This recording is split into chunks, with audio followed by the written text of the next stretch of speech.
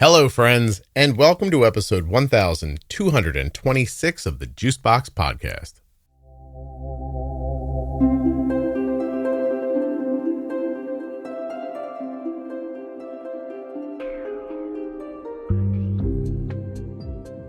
In this episode, Jenny and I are going to define glucagon.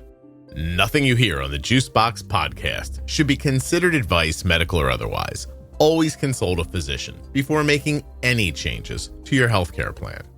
When you place your first order for AG1 with my link, you'll get 5 free travel packs and a free year's supply of vitamin D. Drink ag1.com/juicebox. If you have type 1 diabetes or are the caregiver of someone with type 1 and a U.S. resident, please go to t1dexchange.org/juicebox and complete the survey.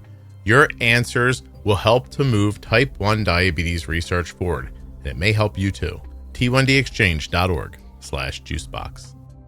If you're living with diabetes or are the caregiver of someone who is, and you're looking for an online community of supportive people who understand, check out the Juicebox Podcast private Facebook group, Juicebox Podcast Type 1 Diabetes. There are now 50,000 members who are sharing stories and ideas. Go check out this amazing private and free Facebook group. Today's episode is sponsored by Medtronic Diabetes, a company that's bringing together people who are redefining what it means to live with diabetes. Later in this episode, I'll be speaking with Mark. He was diagnosed with type 1 diabetes at 28. He's 47 now. Then at the very end of the episode, you can hear my entire mini interview with Mark. To hear more stories from the Medtronic Champion community or to share your own story, visit medtronicdiabetes.com/juicebox and check out the Medtronic Champion hashtag on social media. Why don't we do glucagon? So you all might know, listening, the Defining Diabetes series is well over 50 terms. And every once in a while, I get a note from someone that says, I can't believe that this isn't on here.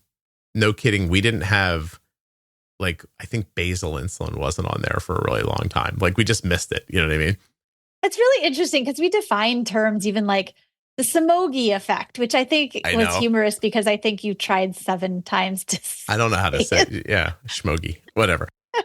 You're making fun of me. And then we defined it. Yeah. But apparently, I mean, you and I have talked about glucagon a number of different times in the podcast, but we've never just defined it for the Defining Diabetes series. So let's do that now. So I think when someone hears glucagon and they have type 1, my expectation is that they're thinking of the man-made stuff that they got through a prescription. I don't even know do you think people even think glucagon's a thing my liver makes? It's interesting because I think so, but quite honestly, it's not made. It's released. It comes from the alpha cells. Okay, all right. In the pancreas. So there you go. As I said it, I'm like, that's not right. Your pancreas makes glucagon, right? But what does your liver have to do with the release of it? So essentially, glucagon is involved in your liver's sort of fat metabolism and amino acids, which are like protein metabolism. It helps in how your body uses energy, all of that stuff, which is the reason, as I mentioned, that other hormone that we talked about, right? Amylin, and how its action helps to actually sort of suppress glucagon because we don't want as much of it output in the aftermath of actually taking in a meal. So when we look at where kind of, the liver comes in, what else is the liver stores glycogen. Okay. So when we take in glucagon, right, we are using it for specifically in diabetes hypoglycemia. Okay. So we want to get a release of glycogen from our body's stores. Liver, fat, muscle cells all store glucose or glycogen. Mm-hmm. So in order to get a release of that in an episode of hypoglycemia, what we're going to look at is glucagon. So, okay. So it's made by the It stimulates hepatic or liver Uh-huh. glucose production. Oh my God. We have to do this more like street level. Hold on a second. Yeah, it Wait, helps. Oh, go ahead. glucagon's made by your pancreas. Glucagon is made by the alpha cells, not the beta cells. There are multiple different types of cells in the pancreas. Okay. That's why we are not owners of a dysfunctional, completely dead pancreas. It's doing stuff. So the alpha cells are making glucagon. Mm-hmm. It's being stored. Is that right? So glucagon isn't stored, so to speak. It's made in the alpha cells. It's just used. Right? It's pushed out as your body kind of needs it. Uh-huh. The liver stores usable glucose. Okay. Glycogen. Glycogen is that word. All right. So the glucagon that the pancreas is making has nothing to do with the glucose that's stored in the liver, right? In a way that they work together. All right. But they're not the same thing. They're not the same thing. No. Okay. And then if I have type 1 diabetes, I've used too much insulin, I get low and I use an emergency glucagon thing. It signals to my liver to release the glucose that's stored there. Yay. Yes. Because glucagon essentially acts like a mobilizing kind of thing, right? It goes to the transporter. It's like, hey, let's get some, let's move it out into circulation, but it's not moving. Glucagon isn't what? It's the stored glucose in your body, the stored glycogen that gets released, and that increases your blood sugar. So don't you imagine that most people just think that the emergency glucagon, you shoot it in and what's in there makes your blood sugar go up, but that's not. It just signals your liver to let go of the glucose, which is why you can't do it over and over and over again to some point, because eventually your liver will run out of glucose. Correct. Your glycogen stores could essentially be depleted enough that it's not going to work. And you'll get diminishing returns at the very least. Correct. Yes. Okay. All right. Hold on. As you're listening right now, this is why I didn't go to college. This is just some. No, this is great. We're going to get to it. It's a great way to break it down. Yeah. All right. So glucagon made by your alpha cells. Glucagon, also the man-made thing that you get as an emergency kit, both have the same name. Your liver is storing glucose. If you have a low and use an emergency kit, the emergency kit signals to the liver to release the glucose that's there, which brings your blood sugar up. Mm. Yes? Mm. Yes. Jesus, I feel tired from that. And it's upsetting because you understand it so clearly. I'm looking at you, look at me, and I'm like, I feel bad. No. Because this is, even my understanding is a very, I'm clearly not biology, I understand. Blah, blah, blah, all of the little transporter. I couldn't tell you the enzymes that release blah, blah, blah, and what happens. But in the gist of things, this is essentially how that works for you.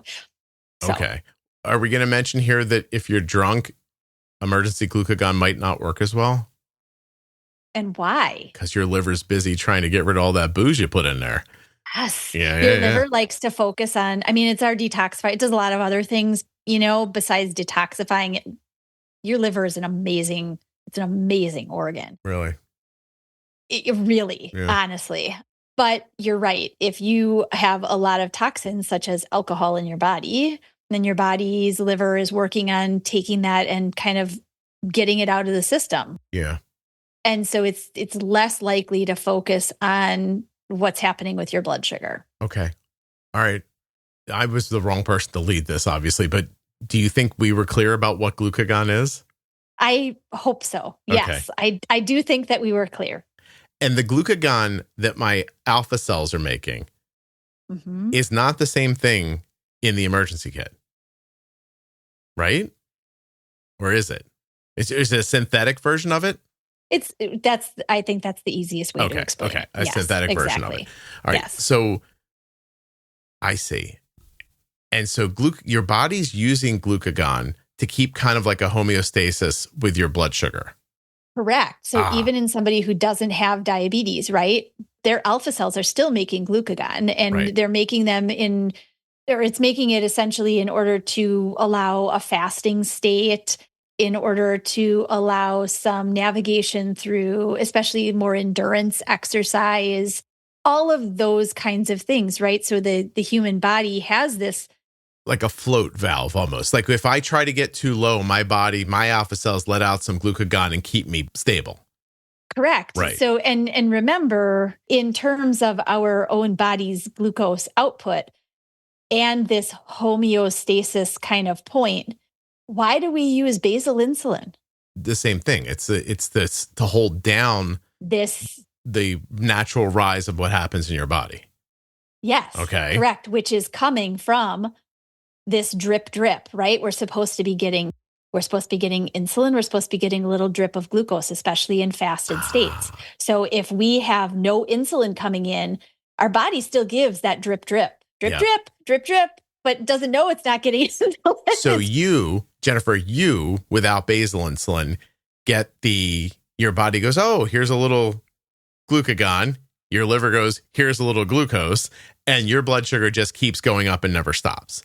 If I don't take basal insulin. We put in man-made insulin to stop that from happening. For me, My body is going, here's some glucagon that gives me some glucose. And then as I get too high, my body goes, here's some insulin. And they're just playing ping pong back and forth with my blood sugar. Yes. Now we're getting it. Our bodies are a beautiful system. Amazing. Our bodies are the most complex computer ever. It is. It's amazing what it does. That's insane. I don't know why I've never thought of it like that before.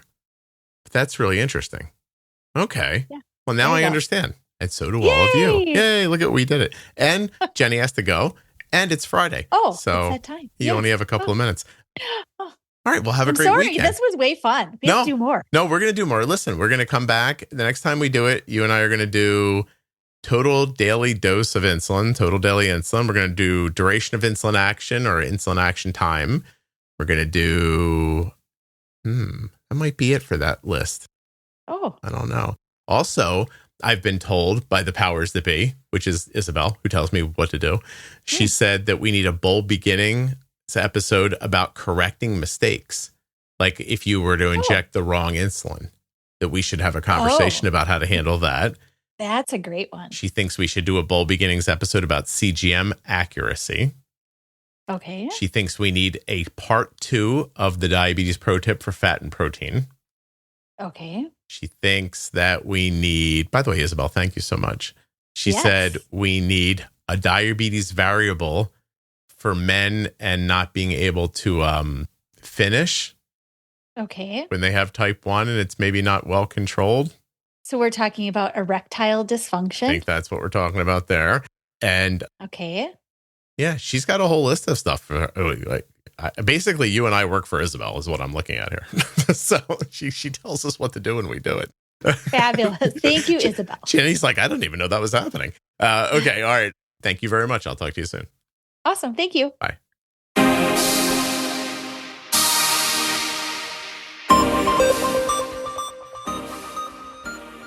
A diabetes diagnosis comes with a lot of new terms, and you're not going to understand most of them.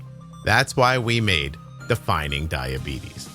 Go to juiceboxpodcast.com, up into the menu, and click on Defining Diabetes to find the series that will tell you what all of those words mean. Short, fun, and informative, that's Defining Diabetes. The Diabetes Variables series from the Juicebox Podcast goes over all the little things that affect your diabetes that you might not think about. From travel and exercise to hydration and even trampolines. Juiceboxpodcast.com. Go up in the menu and click on Diabetes Variables.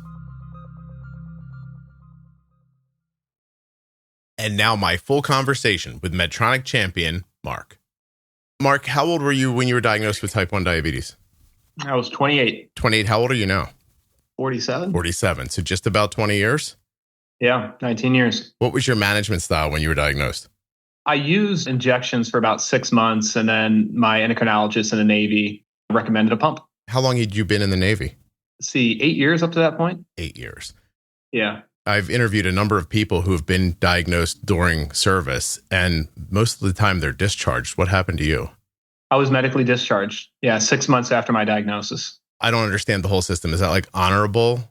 Yeah. I mean, essentially, if you get a medical discharge, you get a commensurate honorable discharge. I guess there could be cases where something other than that, but That's really how it happened. So it's an honorable discharge but because of medical reasons. And that still gives you access to the VA for the rest of your life, right? Correct. Yeah, exactly. Do you use the VA for your management? I used to up until a few years ago when we moved to North Carolina. It just became untenable. Just the rigmarole and process to kind of get all the things I needed, for diabetes management. It was far easier just to go through a private practice. Was it your goal to stay in the Navy for your whole life, your career? It was. Yeah. In fact, I think a few months before my diagnosis, my wife and I had that discussion about, staying in for the long term. And, we'd made the decision despite all the hardships and time away from home. That was what we loved the most. So that's what made it that much more difficult. Was the Navy a lifetime goal of yours or something you came to as an adult? Lifetime goal. As my earliest childhood memories were flying, being a fighter pilot, and specifically being flying on and off aircraft carriers. So, watching Top Gun in the 80s certainly was a catalyst for that. You've taken off and landed a jet on an aircraft carrier? Hundreds of times. Is there anything in life as exhilarating as that? No, but there's a roller coaster I rode at, I think it was at Cedar Rapids up in Cleveland, Sandusky. And they've got this roller coaster that takes you from 0 to, I think it's like 80 or something. You go up a big hill and you come right back down. So the acceleration is pretty similar, I would say, to a catapult shot. I'm going to guess you own a Tesla. I don't. Oh, okay. I'm a boring guy. I got a hybrid RAV4. I get made fun of. I get called, my wife says I drive like a grandpa. I'm a 5 miles per hour over the speed limit person, no more than that. So yeah, in the car, I'm boring, Scott. So you've never felt a need to try to replace that with something else? You can't replace it. It's irreplaceable. That's what I thought. So up until the point where someone, buys me an F-18 or allows me to get inside a 2-seater and fly it, you can't replace it. How did it make you feel when you saw, or maybe you haven't seen, a gentleman named Pietro has his large aircraft license. He's flying for a major carrier now. He has type 1 diabetes. Does that feel hopeful to you? Yeah, it does. When I was diagnosed, that wasn't a possibility. The FAA prohibited commercial pilots who had type 1 diabetes. But I think it was 2017 when they changed their rules to allow type 1 diabetics to be commercial pilots. And part of the reason they did that was because of the technology advancements, specifically in pump therapy and pump management. So I don't have any aspirations of going to the commercial airlines, but one of my sons who has type 1 diabetes very much wants to be a commercial pilot. So, in that respect, I'm very hopeful and thankful. Yeah. Do you fly privately now for pleasure? I do. Yeah. One of my favorite things to do is fly my kids to the different soccer tournaments I have all over the Southeast U.S. So last week, my wife and I and 2 of our boys flew up to Richmond for their soccer tournaments up there. And Charlie, who's my middle child, has type 1 diabetes. So, if I can combine flying, family, and football in one weekend, to me, I think I've just achieved Valhalla. So then it sounds to me like this diagnosis was a significant course correction for you. Can you tell me how it affected your dream? Well, I guess 3 words come to mind. First, it was devastating. Everything I had done in life, everything I'd worked up to that point was just taken away in an instant. And I was not prepared for that at all. The second emotion was, it was scary. I hadn't thought much about life outside the Navy, certainly not life as anything else but a fighter pilot. And Heather and I were getting ready to move to France. I was going to do an exchange tour with the French Naval Air Force. So we were taking French classes. So pretty quickly, I had to reinvent myself. And then probably the most important thing at the same time that all that was going on, I had to learn how to deal with type 1 diabetes and how to manage it effectively.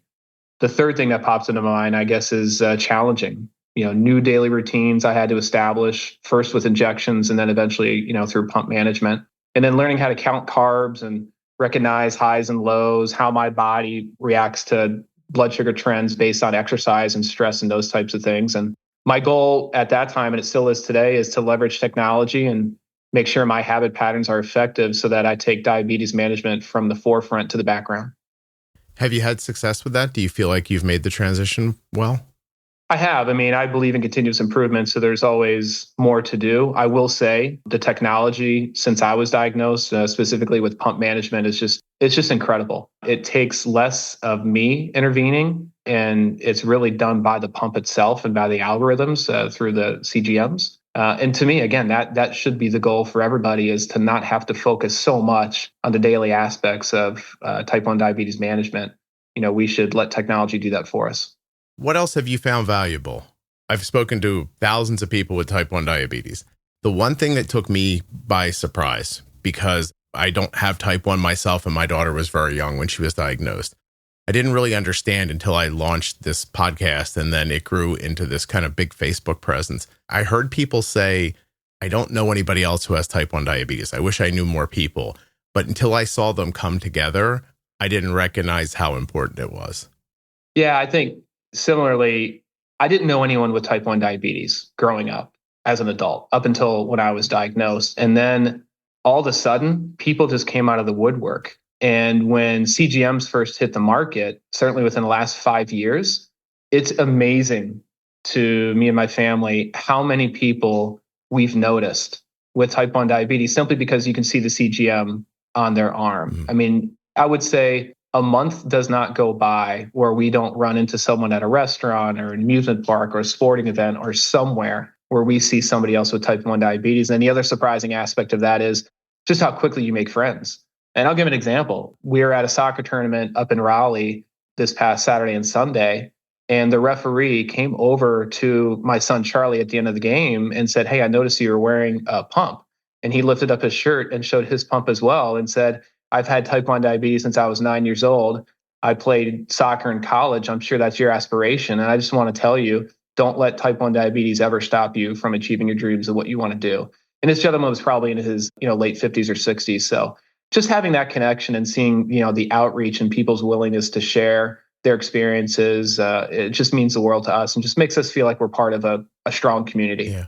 So would you say that the most important things are strong technology, tools, understanding how to manage yourself, and a connection to others? Yeah, technology for sure, and knowing how to leverage it. And then the community, and that community is your friends, your family, caregivers, for me, the Medtronic Champions community, all those resources that are out there to, help guide the way, but then help you keep abreast on, the new things that are coming down the pike. Yeah. And to give you hope for eventually, that we can find a cure.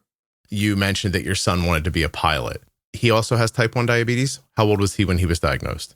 So Henry was diagnosed when he was 12 years old. It was just at the start of COVID. We were actually visiting my in-laws in Tennessee.